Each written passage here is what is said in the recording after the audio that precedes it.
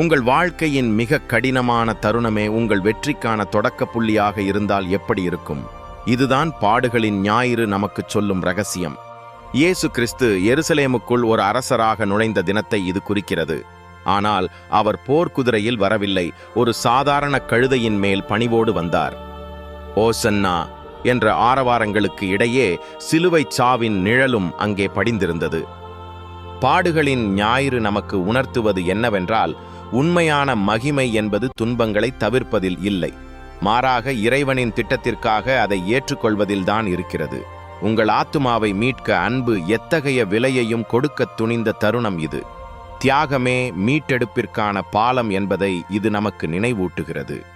உங்களுடைய மிகப்பெரிய சோதனைதான் உங்களை முழுமையாக மாற்றப்போகும் ஒரே வழி என்று தெரிந்தால், அந்த பாதையில் நடக்க உங்களுக்கு துணிச்சல் இருக்குமா?